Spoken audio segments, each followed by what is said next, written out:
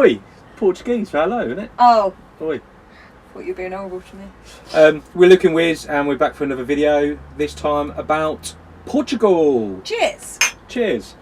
Portugal, famous for Port. Cristiano Ronaldo. Apparently.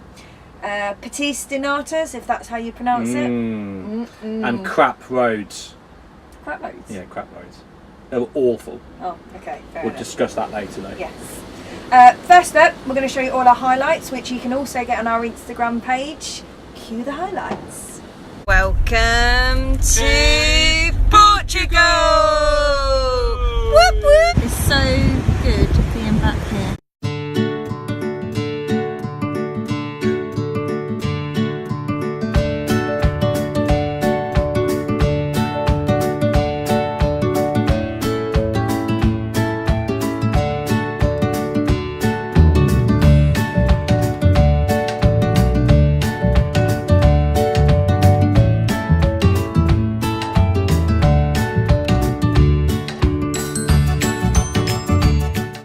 They were highlights of our 2 weeks in Portugal.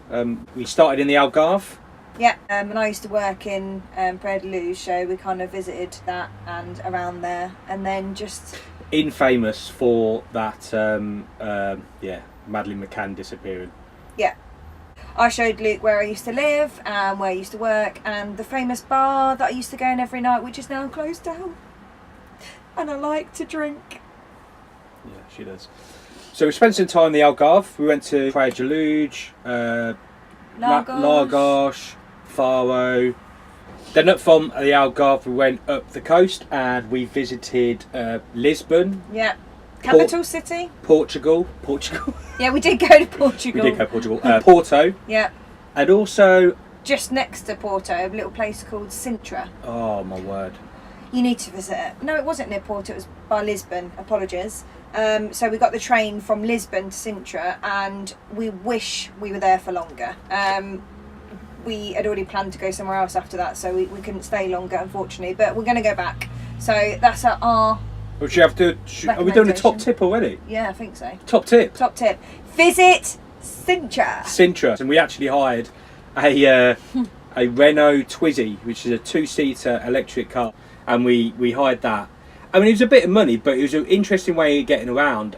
You had a little GPS system in there as well to guide you around the place, and they had talk to you about the different sites and stuff like that. So yeah. I would say if you went to Sintra, you would need to do some sort of tour. Either do that, or get the hop-on, hop-off sightseeing bus. Yeah. Because it's so hilly and there's so much to see around. You ain't going to be able to walk it. No. So. Well, you could, but it'd take you ages. Oh, spend there a couple of days. Either do one of them tours or the tuk-tuk tours that seem to be all around. Yeah. So again, that's another top tip. Go to Sintra. Do a tour. Do a tour. So Porto and Lisbon then. We had this conversation, and if you went to Portugal, you can only visit one of them. We definitely chose Porto. Definitely chose Porto. Lisbon is much like any capital city where the outskirts is full of graffiti. Quite run down, and also homeless and beggars everywhere. Like everywhere.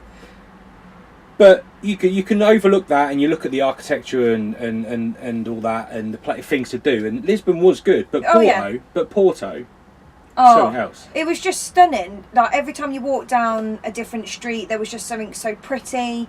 We walked down to it looked like it said Ribena. We'll put the name up. It's basically down by the port. And there's a beautiful bridge that we walked across. The views are amazing. There's people playing guitars and singing, and there's little market. Oh, it's just, it's beautiful. And that's the kind of thing that we like about a city. Something pretty and something nice, rather than the full-on craziness. So another top tip, Lisbon or Porto, choose Porto. Choose Porto. The one thing we have to talk about, and it is going to take up this whole video because I could talk about it all year, is their famous Portuguese tart. Now I don't know if they're pronounced panistinatas, but that's how it's kind of spelt, so that's how we're deciding it. They're basically like a little egg custard, and they are just think of your Portuguese tart. Yeah, it's tasty, yeah. Nice. If you go to Portugal, they are everywhere. They sell them everywhere. You have to try one. It's a must. You just have to. They're really good. So you said crap roads? Crap roads. So in a lot of countries you've got toll roads. So, and if you don't use the toll roads, which we tend not to because we don't have time restraints as such, so we try to go on the sort of the smaller roads. Now in France you can easily do that. The tree lined small roads, you can go up to 80 kilometers an hour on them. Fine. Spain, pretty much similar. On non-toll roads you can go and you can get to places fairly quickly doing 50, 60 miles per hour. Yeah. Portugal seems to me, and it's my opinion, that the non-toll roads where you're trying to get from one place to another pretty quickly are crap. Absolutely horrendous. Potholey, rough. Are you okay, hun? I'm okay. I think I'm okay. I'm normally on my phone while he's driving, so I don't really know much about the roads. So he's been building this up, you know, this anxiety about the roads. So I'm going to give you another top tip. Stay off the crap roads. Go on the toll roads. Just because when you look at fuel efficiency and damage on your van because you just went over a pothole and a speed bump the size of that spot on your face. Oh, that's a bit harsh.